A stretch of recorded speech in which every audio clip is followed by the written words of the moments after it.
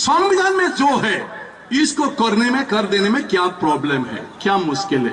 Parliament में मैंने question भी डाला था तो मुझे रिप्लाई दे दिया, ऐसे ही दे दिया से आसाम गवर्नमेंट ने कहा इसकी अभी जरूरत नहीं है इसलिए नहीं किया।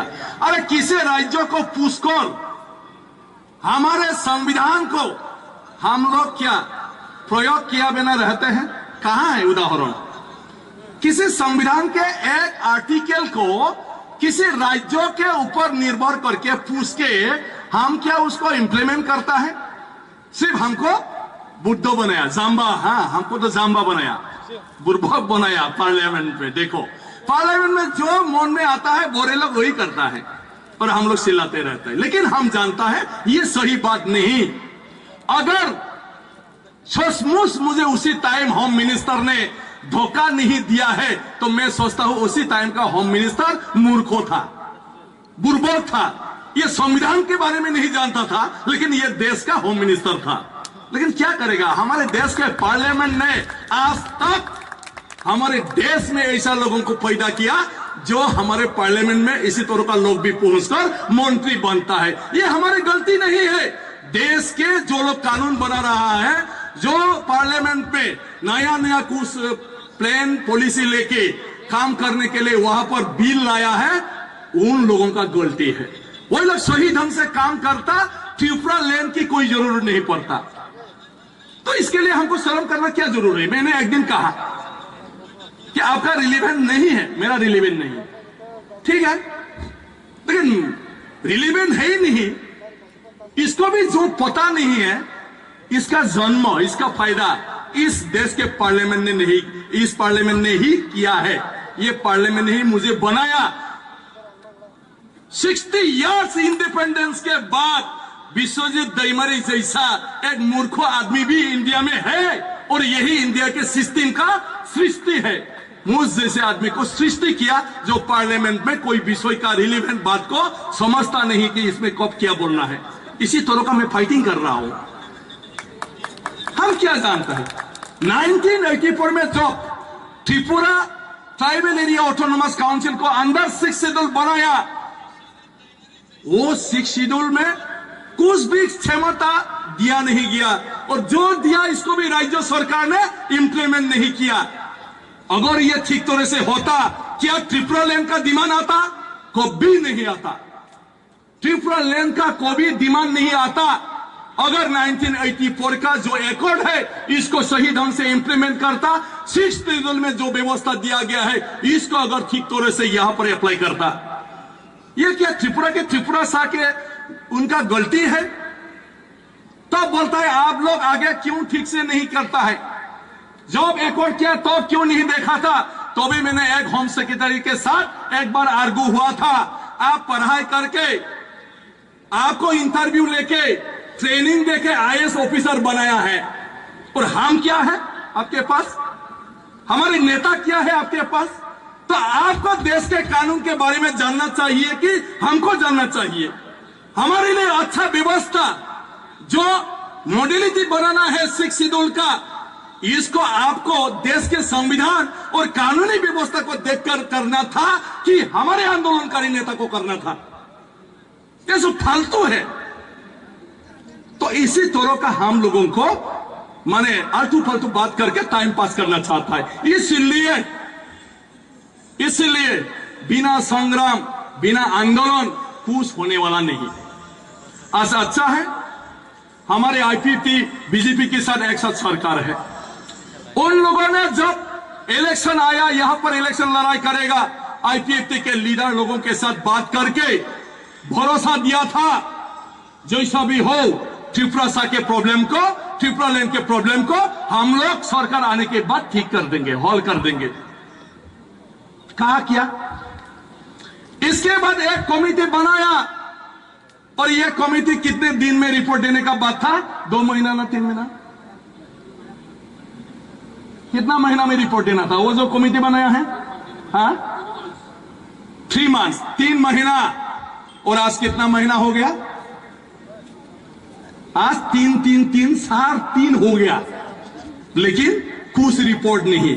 अरे जो हो मौजदेम हो, ना अंजा है ना सब्जी है, क्या है, दे तो रिपोर्ट तो आगे दे दो ना, हम देखते हैं, अगर अच्छा है हम ये आंदोलन छोड़ देंगे और इसको हम लोग एक्सेप्ट करेंगे। लेकिन 1 साल तक क्यों बोल नहीं पाया कि त्रिपुरा सा लोग जिसके लिए मांग कर रहा है, जिस समस्या के लिए बोल रहा है, ये समस्या एक्चुअली क्या है और इस समस्या को राज्यों के बिना त्रिपुरा सरकार समाधान कर सकता है कि नहीं, इसको तो बताओ। नहीं बताते हैं, नहीं बताते हैं, तो कब बताएंगे फिर ये आंदोलन? उपाय नहीं है, सब सरकार का गलत नीति के कारण आज ये हो रहा है।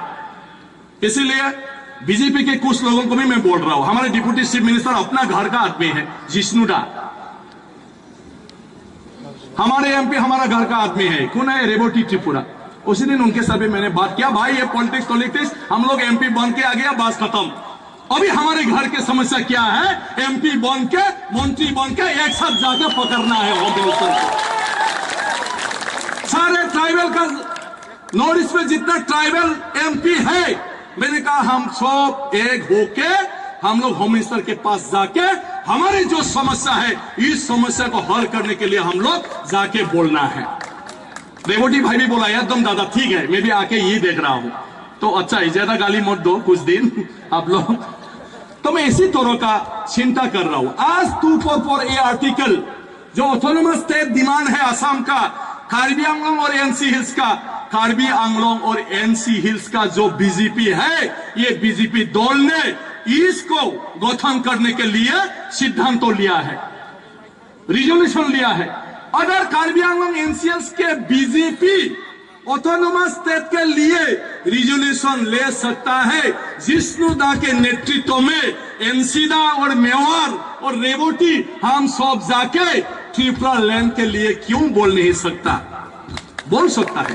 सारे बीजेपी जितना ट्राइबल है, ट्राइबल सेल बीजेपी है, इस ट्राइबल के मुद्दा को ट्राइबल सेल बीजेपी के उसके जो मीटिंग है उसमें रिजोल्यूशन लेना चाहिए कि त्रिपुरा लैंड समस्या का समाधान कर देना चाहिए, और इसके लिए हम लोग प्रधानमंत्री के पास चले जाएंगे। कहा था पराय सराय व्यापार वाणिज्य बंद, फर्स्ट बोडोलैंड, इसके बाद सब होगा। जितना भी लोग इंजीनियर, डॉक्टर और कुछ दूसरा कोर्स और हायर एजुकेशन के लिए बाहर गया था, सबको वापस बुलाया गया, सब लोग असम में वापस आ गया, डॉक्टर उसका भी छोड़ के।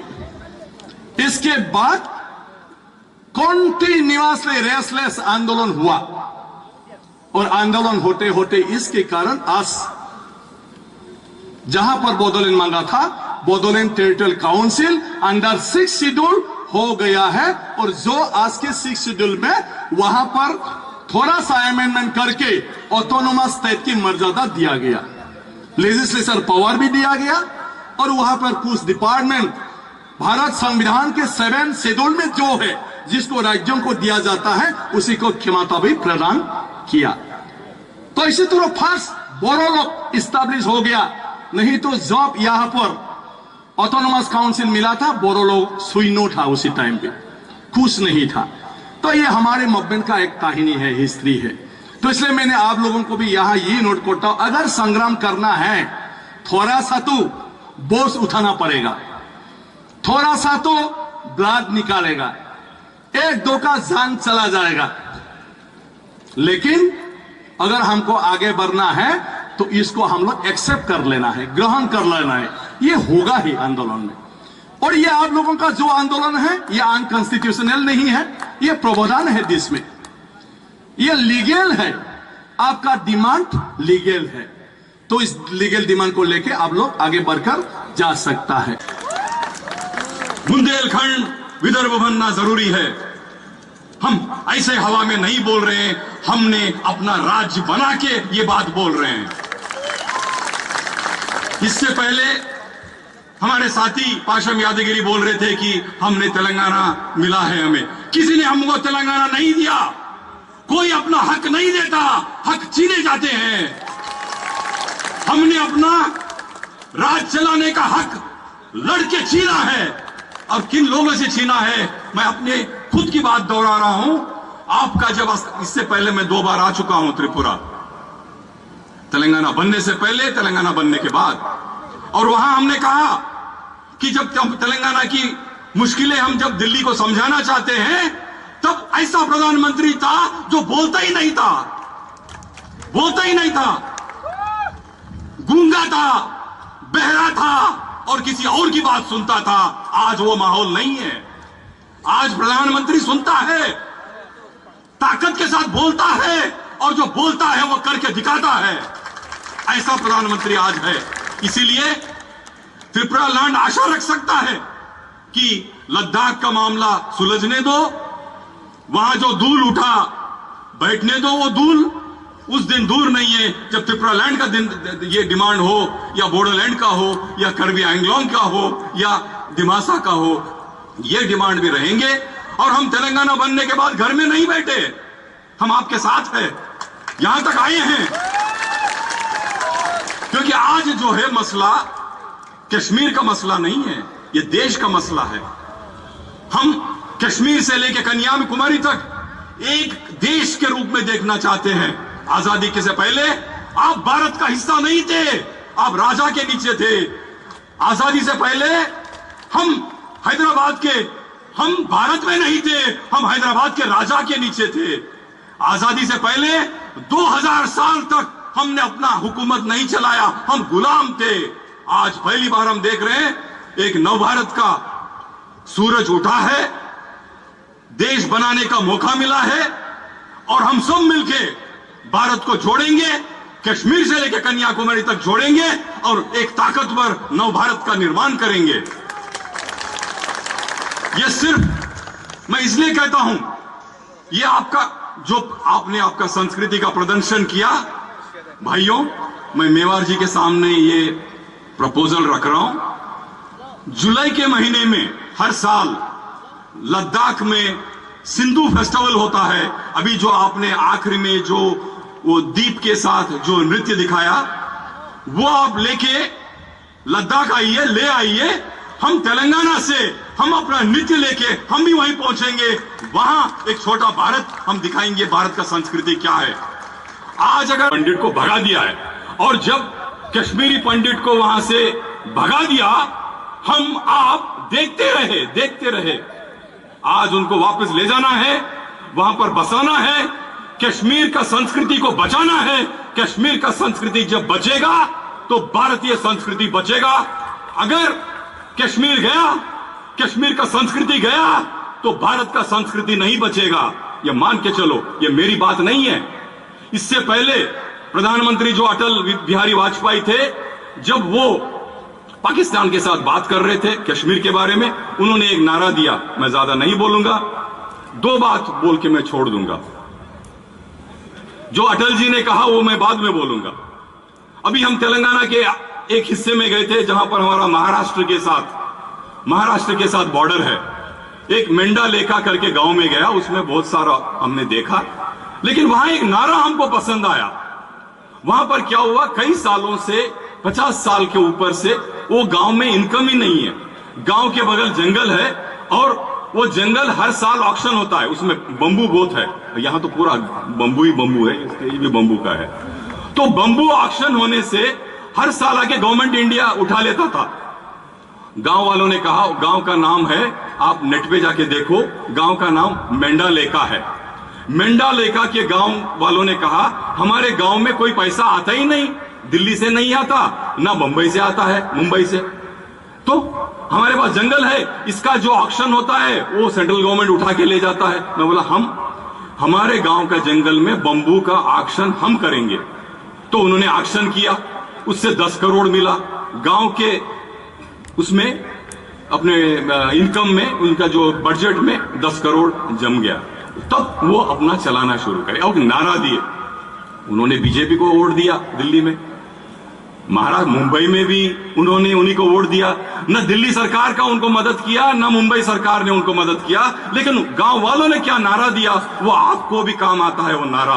उन्होंने कहा, दिल्ली में हमारा सरकार, मुंबई में हमारा सरकार, लेकिन मेंढा लेका में हम सरकार। यहां भी यही नारा रहना चाहिए, दिल्ली में हमारा सरकार, अगरतला में हमारा सरकार, लेकिन यहां त्रिपुरा लैंड में हम सरकार। ये बात आप अपने दिल में रख के चलो, ये संकल्प के साथ चलो, क्योंकि उत्तर भारत में आज रात ही है जन्माष्टमी। जन्माष्टमी के दिन ये संकल्प के साथ जाओ कि हम एक नवराज्य का निर्माण करेंगे। राजा महाराजाओं का उनका बहुत ही अच्छे दिन थे, वो खत्म हो गए हैं। अभी डेमोक्रेसी की बात करो। लोग, हमारे मित्र ने कहा राजाशाही नहीं, अरे भाई राजनीति भी नहीं, लोक नीति की बात करो, लोक नीति की बात करो, लोक संस्कृति की बात करो। मैं एक और बात करके मैं खत्म करता हूं। वो थे अटल जी के शब्द। अटल जी ने क्या कहा जब पाकिस्तान के साथ हम बात कर रहे थे, जिस बात को अब प्रधानमंत्री ने आगे ले गए, वो एक नारा दिए थे, कश्मीरियत, जमहूरियत, इंसानियत। इन तीनों चीजों को हम कायम रखना है। अगर कश्मीर नहीं है, कश्मीरियत अगर नहीं है तो जमहूरियत नहीं है, अगर जमहूरियत नहीं है तो इंसानियत नहीं है। जय हिंद, जय त्रिपुरा लैंड।